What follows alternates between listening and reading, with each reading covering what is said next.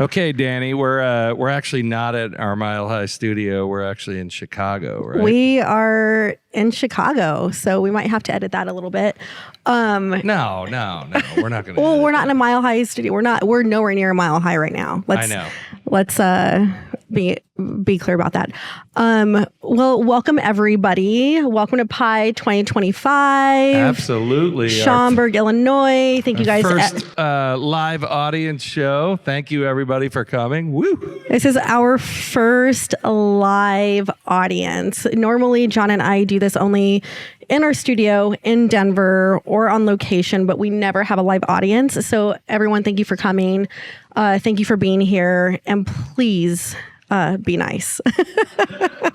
And think of your questions for Mark. We want to put Mark on the spot today. So this is Mark 2.0. So for those of you who don't know, we did a show with Mark in Las Vegas during the NPA. Season 2, episode 11. If you want to hear more about it, we talk a lot about the episode is called Frictionless Parking. So season 2, episode 11. Very insightful. But I plan on digging in a little deeper with Mark today. So looking forward to it. Yeah. Thank you. Please don't be nervous. But in tradition of starting out with every show that we do, you've been late to everything this weekend. I mean, what's new? There's not that's not it's new not news, a weekend, yes. so I guess I'm wrong. And we could, we've parking shows in tradition. It's a lot of catching up with a lot of people at night in the hotel restaurants, the bars, and so it's been a lot of fun. It's been lovely seeing everybody. There's no drinking and parking, by the way. So okay, so we got Mark here. Mark, thank you for being here. It's great to have you back. The last episode was pretty insightful. You've gone through a journey, and there's people in the audience and our listeners out there that really want to hear a little more detail. So I don't think most people in the room probably know Mark, but Marc Baumann was the CEO at SB Plus and just did that mega transaction with Metropolis. And so thank you for coming, Mark. Well, thank you for having me, especially now that I'm a nobody. It's nice to be recognized, so I do appreciate that very much. I would say that that's very not true. Yeah, that's not true. And we're going to talk about what's next for Mark. But I do want to acknowledge also the first episode that we did when you flew out to Vegas. So thank you so much for accommodating that. But now we are in your neck of the woods here. So we wanted to make sure that we came here, we represented, and we wanted to do this in your city. So thank you for, again, agreeing to be on our show. And a lot of people, everyone in this room probably does know who you are. But if you don't mind, if you could just give a really quick introduction of who you are, where you were, and where you're at now. Sure, I'd be glad to. And again, thanks so much for having me. And when I'm in a moment like this, I'm always reminded in 5th grade, I was one of 4 people selected to give a speech on the local radio station. And the teacher said, and no one makes a mistake, the whole class can go for ice cream after the recording. And so I was the last person, and naturally I'm the one who made the mistake. And so the whole class got no ice cream, and I never lived that down. And so when I did the first podcast with John and Dani, I actually came down. I was sick that day, and I went ahead to do it because I'd committed, and I was so miserable. I thought, this is going to be horrible, but they were so nice to me, and it worked out great. So I'm looking for you to be nice to me again today. I'm from the Chicago area. I've been in parking for 25 years, but given that I've worked 45 years out of school, I've been in other industries, food manufacturing and distribution, mail order and retail. I lived in England for 8 years, where I was the CFO of a big food manufacturing company. So I've had a lot of different experiences, but they've all had, some common themes. I was brought in to make change, and that's been what my career's been about, and I've had a lot of fun doing it. So anyway, I'm not sorry it's over. It's a big relief to be off the hook, if you will, and not be responsible for other people anymore. But I'm still involved in the industry and looking to try to be helpful to all of you here and people that aren't here that are looking to make their successes in our industry, which I really believe in. So I listened to the last podcast. I listened to it many times. And one of the things that stuck out, because I've talked to people since then, and you just made a comment that I'm glad to be, kind of out. And there's a lot of people that worked under you that really respect you. And there's people that talk about your leadership. And so obviously those people are still talking. I mean, 2 weeks ago, I heard somebody talking about your leadership. So tell us, what was your leadership style and what made you unique to make that, obviously looking at the way SB Plus pivoted and kind of morphed into a technology. Tell us about the things that were important to you in your leadership style, because you definitely have a following of people that worked for you that totally respect you. Well, thank you, John. And, I've been very, very fortunate in that as my career unfolded, I kept being presented with forks in the road. And I would try to figure out which way to go. And for some reason, I always took the more difficult fork, the one that was less predictable, the one where I had the less knowledge. I didn't know what I was necessarily doing or getting myself into, but I was concerned that the other fork would be too predictable and I might not enjoy it or learn things. And because I did that over and over, every time I found myself surrounded by people who knew more than I did. And I recognized that there's so much that I didn't know and that I couldn't succeed unless I could elicit from them what they know. And some people talk about how great it is to be a leader, but to be a leader, you have to have followers. And to have followers, you have to have people who really believe in what you're trying to do. And it starts, I think, with them feeling that you believe in them and that you're interested in helping them achieve their own successes. And it doesn't matter who they are, you can learn from them. They might be the janitor, they might be, a department head. They have knowledge and experience that can be useful. And if you can tap into that, you can use that to build success. But I think it helps a lot when you literally don't know what you're doing. And almost every job I've had, I really did not know what I was doing, or I was new to the industry, and I just had to hope that someone did. I've always said that. I've said, if you don't know what you're doing, look at the guy next to you. If he looks like he knows what he's doing, then do what he does. Absolutely. Well, and we talked a little bit about this. I mean, we have a few episodes on leadership and what that looks like, but you talked about this in our first episode together, where you said, you were coming in to parking, you knew nothing about parking, you obviously had a car, and you knew that you always needed to put it somewhere, but you said the one thing that you always did was just surround yourself with people who you thought were smarter than you. And I know that there are a lot of, newcomers and young leaders in this room who, would love that, any piece of advice. So yeah. So what are the 3 bullet points that you would give the people in the audience that are looking to lead? Obviously, it's challenging. You have to look at people and figure out that they might not work for your organization. And when do you pull the trigger, to separate yourself from that? And how do you handle that? So I know that's a 2-part question, but what are the 3 bullet points for the leaders in the audience that want to get to a mega or whatever they're trying to do and lead people to a successful organization? Well, I think there's a sort of an overall strategic answer to that, and then there's a more personal one. I think certainly you have to have a very clear idea of where you want to go. A lot of organizations stumble or fail because there's a lack of clarity over what is the objective. And there's a great book that I read about a World War II general, and he recognized that he had to tell people what he wanted accomplished, and when it needed to be accomplished by, and then he would ask them, what do you need? And he would say, I'll do my best to get it for you, but whatever I do get for you, you're going to have to make it work with that.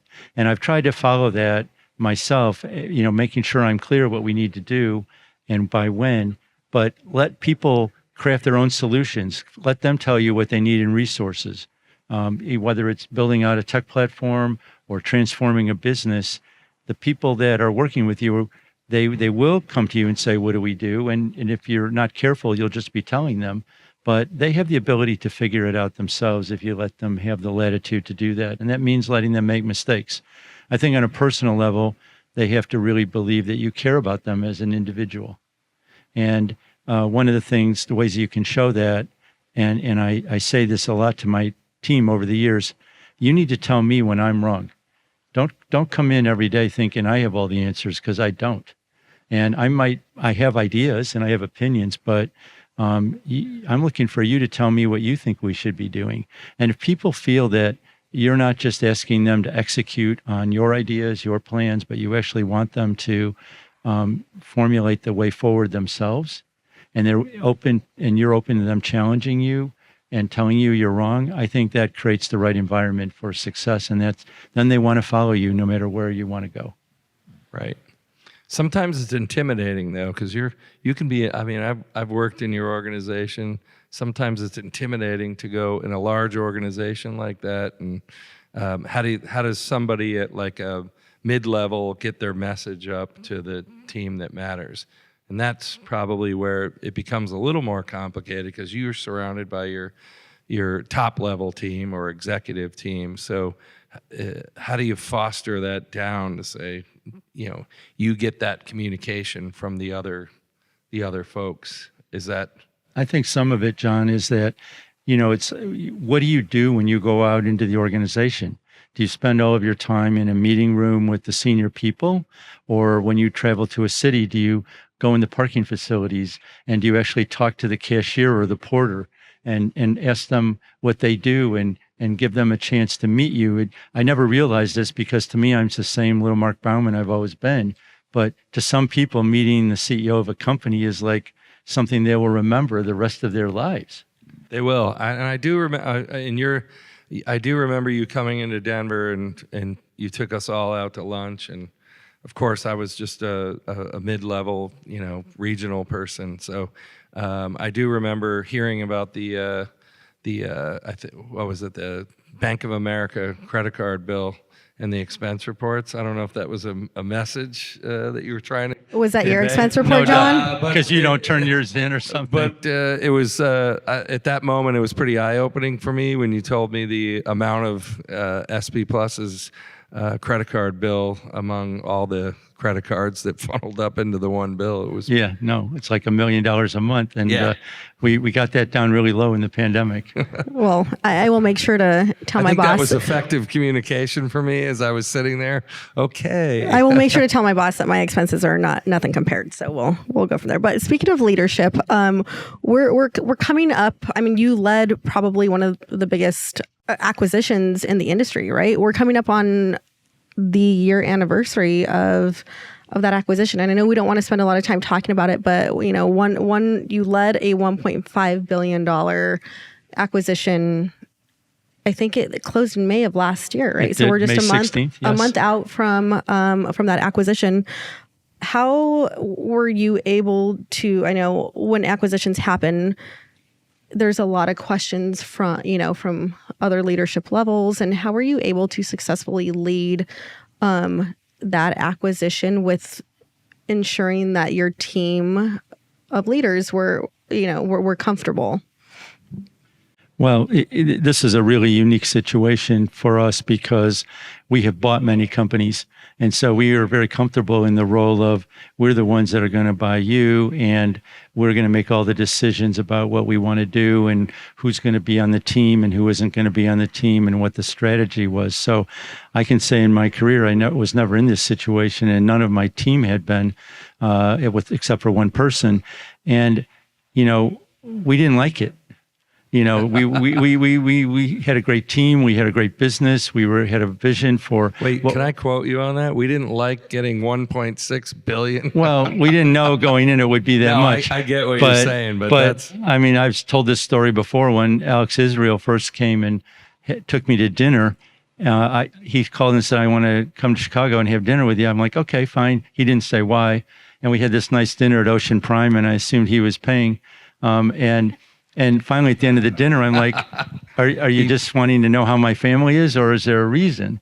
And when he told me that he was thinking of buying the company, I couldn't believe it. Did you take him seriously, or? Well, I did, because I had anticipated that could be one of the reasons he was meeting me. I'm trying to visualize alternatives. It was Ocean Prime. And so I wasn't what I wanted to hear. I was prepared for what I needed to say, which is that you'd have to put something in writing. But literally, when I got out on the sidewalk, I thought I was going to be sick, because I'm like, my whole dream for what we are, my passion for the company and my team and all that we are trying to do and our clients, what will happen? So I didn't like it at all. But of course, we're a public company, so what we want or what we think doesn't matter. We have to look out for our shareholders, and clearly our board of directors is going to ensure that we did that.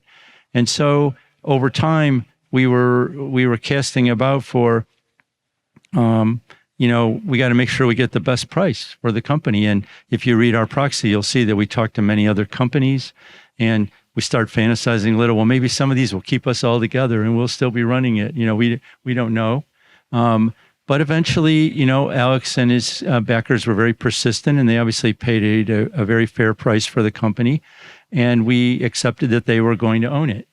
And then I said to the team, the most important thing now is do the best you can with the business between now and when it closes, because you're auditioning for a job in the new business. We need to make sure that things don't deteriorate or that they feel that you have a bad attitude. So everyone worked incredibly hard. And I will say that when the deal closed, I was a little sad, but then a few days later, I felt like the weight of the world was off me.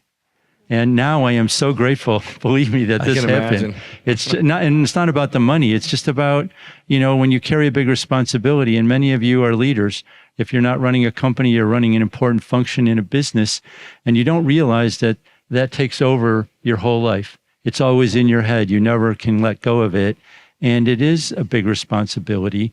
And that's fine. We all do it. And I had a lot of fun doing it. But when you can set down the 50-pound pack that you didn't realize weighed 50 pounds, you don't want to pick that up again. So what were the three top things that were the most difficult for you during that transaction? Well, I think part of the challenge, and this is unique to a public company, the sole focus has to be getting the maximum price you can for shareholders. So whether you think it's a good idea, bad idea, good for you or not, or good for your team or good for your clients or the employees, means nothing. Well, you can't lead a business. We had 23,000 people and thousands of clients without feeling like you're responsible for delivering something and creating, helping people in their lives, helping people have careers. And all of a sudden you aren't allowed to think about that. That is the hardest thing. And I think our board was phenomenal. They did a great job of ensuring that. We also were able to make sure that we kept our management team together. There were incentives put in place so that we, in the end, were able to look after management, but only after shareholders were taken care of. And that is a very difficult thing. I think for a private business selling, they can maybe have a little more concern for who's going to own the company. That we've bought many private companies, and a lot of the sellers, they wanted to get a good price from us, but they were also very, very concerned that we would be good stewards of the business they created and the people that they cared about. So we have entrepreneurs, we have people that work at companies, but who knows what they'll be doing? Maybe they'll start their own companies. Going through an M&A transaction like that, a large transaction. What is advice that you would give to the audience of somebody that might be sitting there, or one of our listeners who is an entrepreneur? What are the things that you could offer and say, look, I've been through this transaction. Here's some of the things. Here's like the top one thing, just one thing that you would say to give advice to somebody entering a 1.5 or 1.6 billion dollar transaction. Don't fall in love with the deal. That is probably the biggest. Don't fall in love with the deal. Right, because that's where you start. And that's when you're negotiating, you start to realize, am I in love with this deal or are they? And of course, the best scenario is where the other person is in love, because then you can ask for a lot more. And or if you perceive that they really need the deal or really want the deal, Alex and his team were very anxious to buy our company. That helped us in the negotiations. So kind of feeling out where their emotion is, what their needs are, and yes, and I think we had situations where we were in love with the deal, and the seller recognized that, and they got we paid a lot more money for those companies. So I've been on both sides of that, but I think if you can try to be objective about it and say, what is this transaction really, what is the objective of it? Is it to make myself bigger? Is it to have a larger footprint? Is it to acquire clients? You need to be really clear about that objective to ensure that, because once you've spent a lot of time on it, you have this that has a momentum and you want to let's just get it done. Right. And when we bought Central, we spent so much time at the end, we started wondering well, should we even be doing this? But it was almost too late. And so we're well, let's just finish it and get it done. So now that we're almost a year in, and we'll move on from this topic. I know this, we're a year into the $1.5 billion acquisition, but is it everything now that we're almost a year into the acquisition? Is it what you envisioned? I know that you're watching kind of from a different perspective because you're not in you're not in that particular business anymore. Is it what you envisioned for, is it how you saw the transaction unfolding? I'd say so, Dani. They were very clear that they loved the client base that we had developed and some of our technology as well, the organization we built and the talented people we had. But they had have a sole focus, and that is to try to deploy their tech platform as many places as possible. And that has become, in many ways, their sole focus, and they, I think, have done a phenomenal job of that, and have actually deployed it in places where we didn't think it was possible. For example, at airports, where their airports are government, as you know, but they often are very deliberate in their decision making. They don't necessarily want to put an operating business and a technology company together, and so we were thinking that they will have a really tough time in aviation, and yet they were able to deploy their technology in San Antonio, and I think it's now coming in Dayton, Ohio. And so cracking into the airport market, I think, is a huge surprise to me personally, but it shows that they will have had to think through, how do we make it work in that environment? And so I think that's a great example. We also had a lot of technology partners, some of whom we were wedded to for many years, like Ticket Tech in New York. And we couldn't figure out, how do we not have Ticket Tech there? Because obviously it's a big cost, and they did a good job, but we were always looking at costs. We were unable to figure that out, but they have figured that out. And so they've now written code and developed their technology so that they didn't need Ticket Tech anymore. So I'd say they've actually moved in some ways faster than I would have expected, and clearly have taken the view that if we move fast, there's an advantage and we can really scale up. So that leads us to the next topic of operators developing their own technology. So we have a bunch of technology people, listeners. So tell us about the pivot, or the way you see the industry rolling. Are technologies going to absorb into operators like Metropolis and SB Plus? Tell us about that. What do you think? Well, I think for the last few years, I would have technology people would meet me, and sometimes at trade shows like this and other ones, and they would always say to me, "Hey, we'd like to work with your company. We're not a threat to you." And I'd say, "Well, why not?" And they say, "Well, I'm not an operator." And I'd say, "Well, let me tell you what I do. What I do is that I provide solutions to clients. I facilitate transactions with customers. I sometimes do that with technology that is in place. I sometimes do that with my own technology, and I sometimes bring boots on the ground. What do you do?" And they're like, "Well, we don't generally bring boots on the ground, but we do all the other things." And I'm like, "Well, then if I'm an operator, you're an operator." It's like that nomenclature of operator or equipment or vendor or technology thing. I think that's an old way of thinking.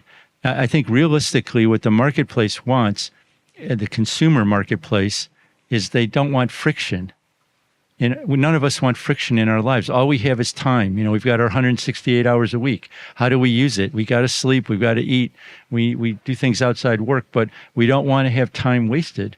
And so if you can present to the public solutions that eliminate friction, you're going to be super popular. And you're going to be the solution that people want. And that's really what Metropolis is doing. That's what, others like Premium and other companies, your company, companies that are using technology to basically, the transaction just happens automatically. And so whether you're providing that technology yourself or whether you're partnering with someone to provide it, if you're facing a client, you've got to have a no friction or low friction solution for the marketplace if you're going to be in this business in the future. And I do think that like people don't want friction in a lot of capacities, but specifically in parking, being in the tech and in the operations world, people want frictionless, but they always want to be able to verify that through somebody, they want to be able to talk to somebody, right? People want the validation that although it's frictionless in what they're doing is correct. And so, and I know, John, you guys are a little bit in this space where although you're providing frictionless options, you're still providing that human touch to the industry. So Mark, yes. Mark, so what does a trade show look like then in 2030? Is there no more operators and no more technology? Is it just, because really technology comes to a trade show to sell to clients like an operator. So if operators become the technology, what does that trade show look like? Is it clients from property management? What does a 2030 trade show look like based on what you just said? Is operator and technology combined and there's no more operator nomenclature and no more technology? It's just one. I think you have an exhibition hall full of solutions providers, and the question then is, who are they providing solutions to? And generally speaking, in our industry, we don't own the real estate, or we don't own the facilities, and so we're providing solutions into a marketplace, a business-to-business marketplace. So I think you have a trade show where you have solutions providers, and some of them might be companies that have technology partners and operating capabilities, and others are just technology solutions because they don't believe there's the need for boots on the ground. In many cases, there isn't. But I think the key for those trade shows is that the organizers have to attract prospective clients to the trade show. And some of the trade organizations in our industry have done that really well. And when you go there, it's mostly we would call clients, and because you want to expose those clients, those are their potential buyers of the business to business service. So could a trade show in 2030 really be a Baumann trade show? Maybe so. I mean, I don't know whether there's going to be 3 trade organizations, and there's way more than 3 in our industry. I mean, right. we at SP, we a lot of regional 20s. I mean, we had aviation. There's a plethora of these things, but I think ultimately the ideal situation is that the customer, which are the client base, whether they're government or real estate interests, they're coming there to be exposed to what is the solutions to their needs. But I think the standalone operator who says, well, we'll work with other technology is there, but we don't know much about it other than we'll make it work.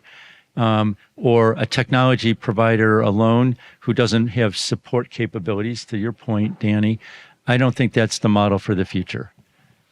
So mergers and trends in the industry, are we going to see a lot more mergers in the next couple of years? Where are we at with kind of the transaction?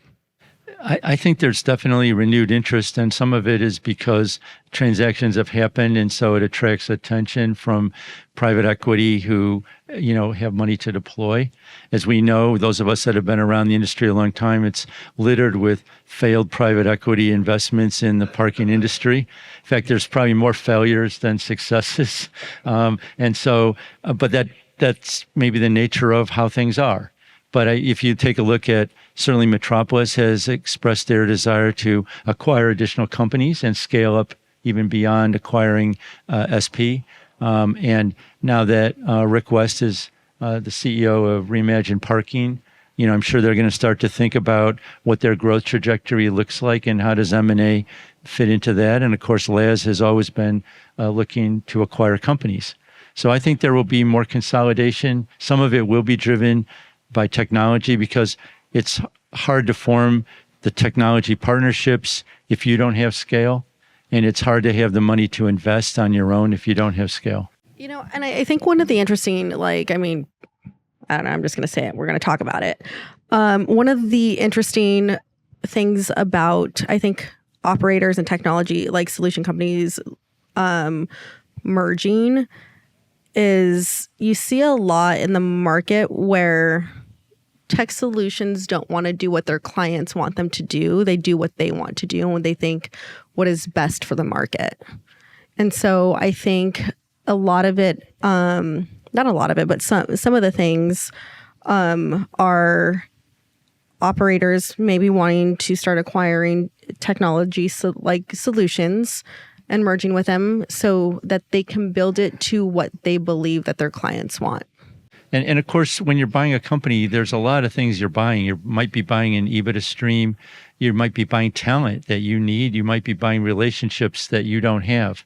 And so there could be reasons for paying more than you might expect just based on EBITDA. And I think, too, if you have a technology offering, getting more instances to deploy that technology enables you to scale up. And so you might be willing to pay to get that. So there's definitely a lot of considerations. So the 4,000 location mark, I don't know why it sticks with me, but everyone's always, the larger. I worked for SP, I worked Standard before the merger. Everything is like a 4,000 location, right? And nobody's really been able to maintain that. What is your take on that? Because I know there's probably organizations that want to get to that number. And why is it that number, by the way? I don't know. We doubled to get to 4,000 when we bought Central, and then we went as low as 3,000. And I started getting asked by investors on our quarterly earnings calls, well, how can you grow if you don't add locations? And I'm like, we really can't. We were very good at making more money out of the existing locations, but you have to add locations. And there's plenty of people in our industry that are very good at adding locations. I don't think there's a ceiling, but it definitely requires you to think about what your business model is as you get bigger. You're not going to be hands-on. A local operator or a small regional operator is going to maybe give a little more attention to a client who cares about that sort of attention than you can as a really big company. But I think it causes you to say, well, are there actually going to be people working at parking facilities in the future?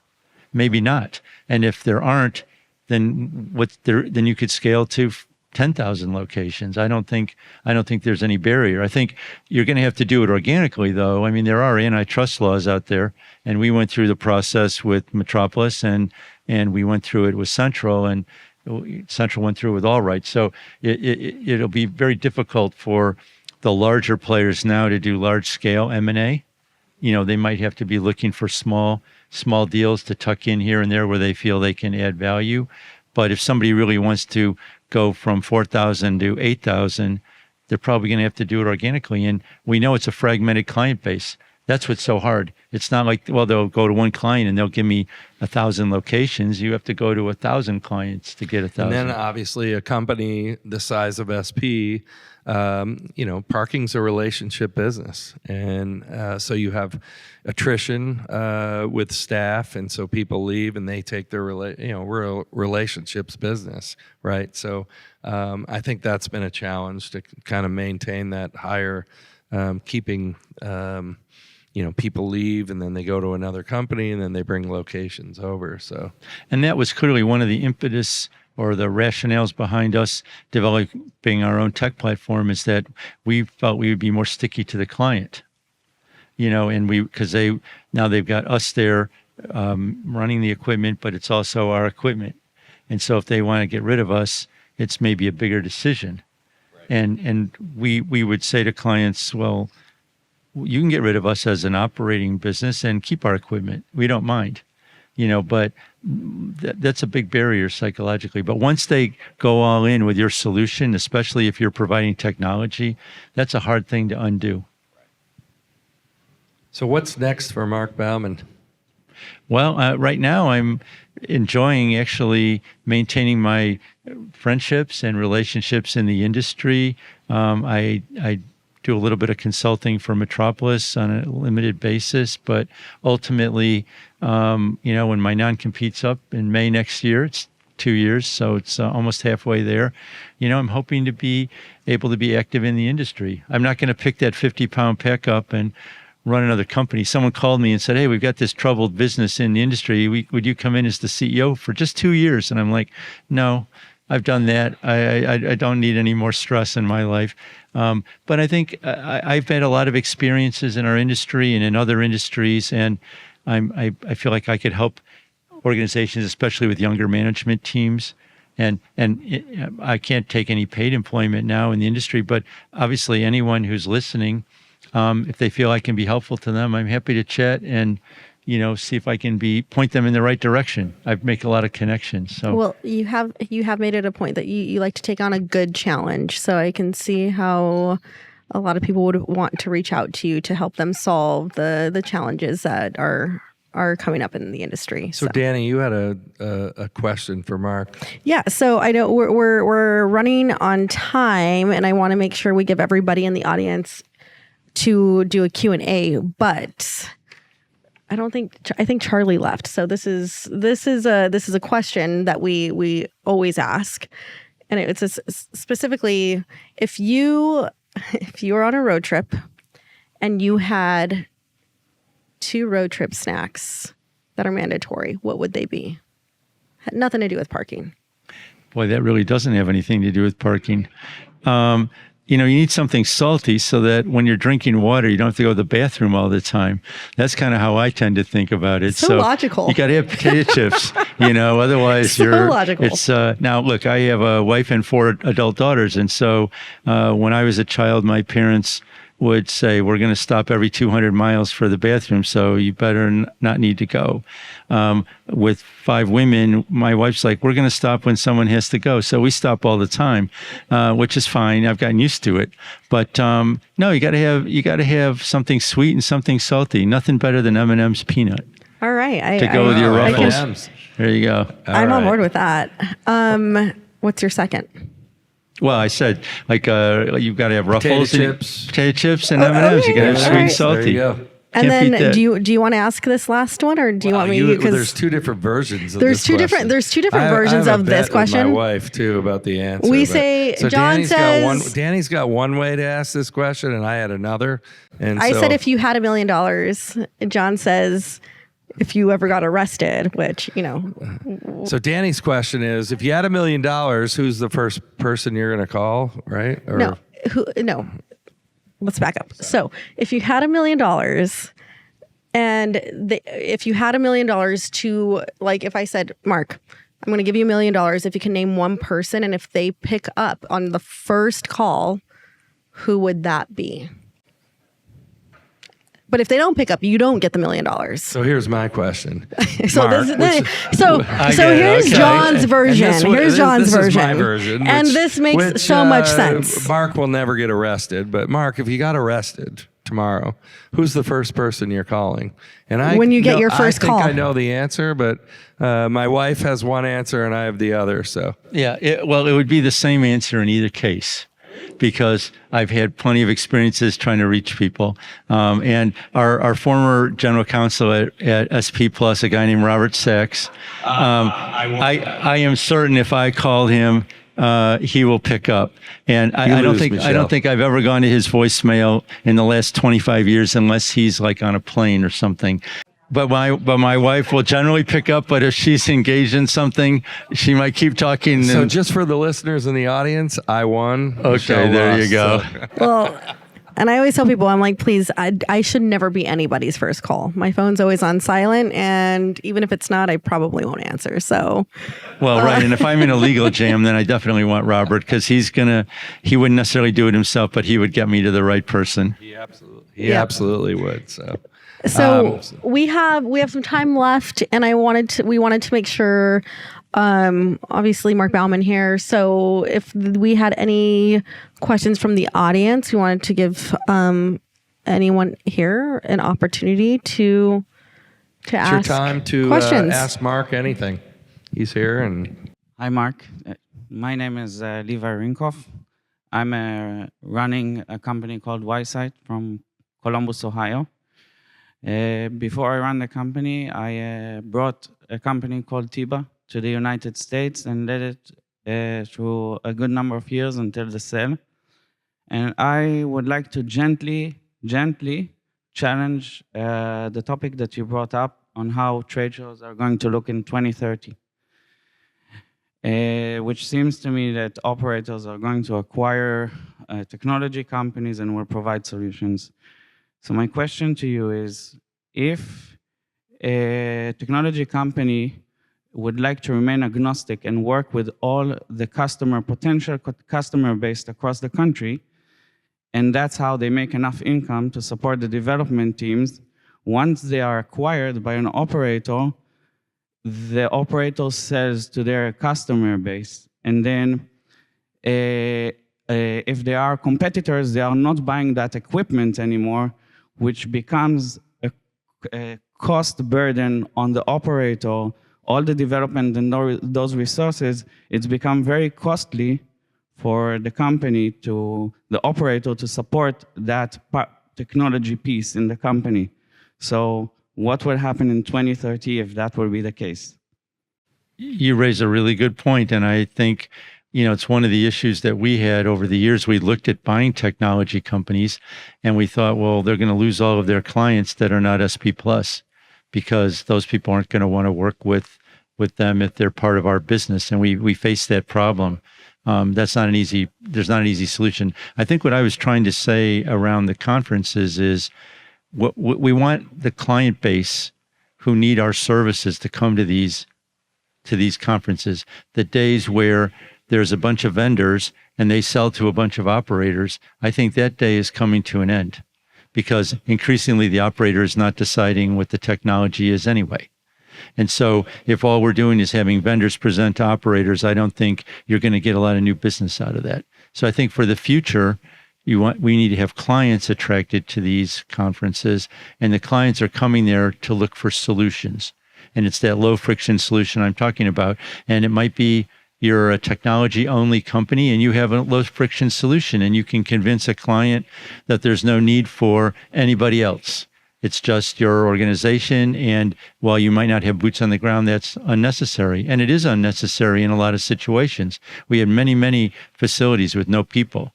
There will be other companies that will have developed their own technology and support it, like what Metropolis is doing, or what Premium does, or Laz, or even Reimagine Parking. And that will be an offering to the marketplace.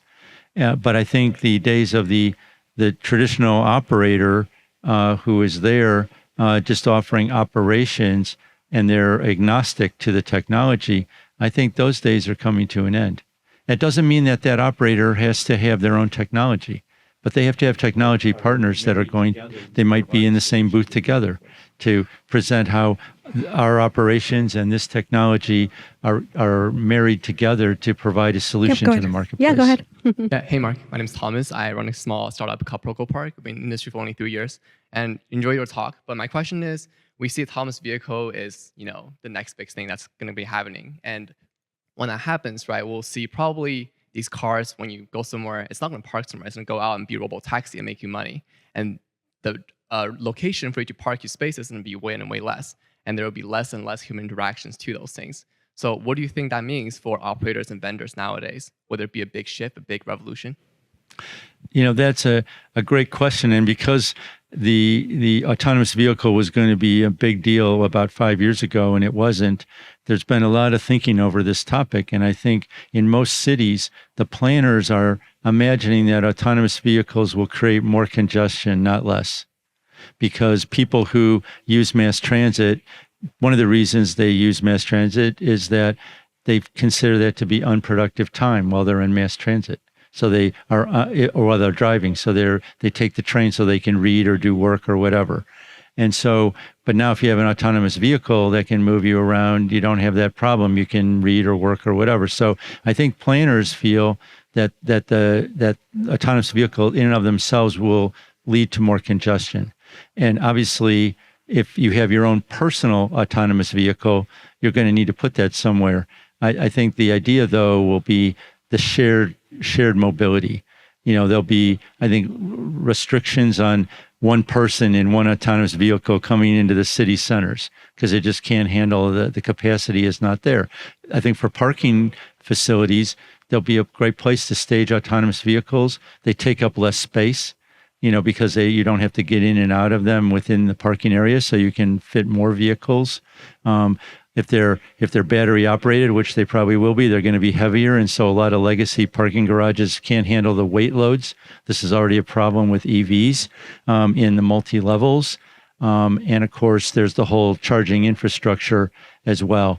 But I think the vision that planners have for cities to reduce congestion will be that these vehicles can't just be moving around empty, waiting for passengers, and there's going to be the need to force people into shared mobility. And I think that's probably coming along with congestion taxes. If this thing in New York stands and works, other cities are going to go, this is a great revenue source and it reduces congestion. And so we're going to do the same thing. But I think our industry, because we have the real estate, that's going to be a place where vehicles are placed, whether they're autonomous or they're driven by a person for a long, long time to come. You've spoken about the benefits of Metropolis's technology solution and how it moves towards that goal of frictionless. Are there any other technology gaps that you see and any ideas you have percolating in terms of the types of solutions that could address those problems and those gaps? Well, I think one of the biggest challenges that everybody has, whether they're doing what Metropolis does or what John's company, PRSS, does, or some of the other players that are using camera technology, is that you have the question of how you do enforcement. And how do you ensure that people are actually paying? Because once you introduce that issue, there's friction. And so it's hard to get away from gates or having some enforcement mechanism. So I don't think that has been fully figured out yet. And of course, when a car drives in for the first time and it's never been there before, the camera can capture the plate or capture an image of the whole vehicle. This is what some of these are doing now to get a good read rate. But ultimately, they need a person to link a credit card to that image. And only needs to be done one time if the person's willing to leave their credit card on file, but it still needs to be done. And if they don't do it, how do you ensure that they don't just drive out without paying? So I think that's a problem that hasn't been completely figured out yet. Whether the solution is going to be, every car has a transponder that's put in by the manufacturer and, it can be read. But we have data privacy issues, who's going to be able to access that? It's been difficult to get toll authorities like iPass or EasyPass to let you access. You can use a transponder as a credential, but you can't get into the payment systems very easily. So I think that's the problem that needs to be cracked. Because what we all want is we drive into a place and there's no barrier and we put our car where we want and we go about our business and we come back and we get in the car and we drive out. And that is the goal. So I think there still needs to be some work on enforcement, and there's a lot of challenges now in our industry around regulation of enforcement and or how big can the penalties be? Can you boot cars? And so I don't think anybody has the perfect solution to that yet. All right, Dani, do you have any more questions? I do not, but Mark, I want to give you the opportunity. Is there anything that you'd like to close with? Is there anything that you would like to grill John on? Because you can put him in the hot seat too. So. Sure. Well, I was going to close with something around something I heard from a professor years ago, and he came to I was in a different industry in a different country, but we had the same problems. How do we grow? How do we organize ourselves for success? How do we meet the needs of our clients? And he came to show us all of these companies that were household names that failed. And this is a few years ago. So it's like Sears or Blockbuster, companies like that, who I hope you've heard of. But what he said was, when he analyzed it, the only thing they did wrong is they kept doing that which made them successful too long. And it is so tempting when you have a successful business to think, we have figured it out. We have all the answers. And honestly, you don't, because even if you have all the answers at that moment, somebody else is coming up with new ideas and new solutions. And so you really need to be looking outside your business all the time at what everybody else is doing. That's why coming to conferences like PI and others in trade industry associations are really valuable. It's not just to see like what's in the exhibition hall, it's to get to know your competitors a little and find out what they're up to. And I think that can help you create success, because complacency or overconfidence is a big item. But so that was what I was going to close with. But earlier today, I had a little downtime, and I was reading an obituary, and I am a gigantic obituary fan. In fact, Robert Sachs, who I was talking about earlier, he's not only our former general counsel, but he and I ride our bikes together since we're both retired. But we have both been obituary fans for years, because we look at them as like little biographies of an interesting person. And so we're constantly trading obituaries. And there was one today in the Wall Street Journal, and it was somebody who's like really famous that I never heard of. And his name is Junior Bridgman.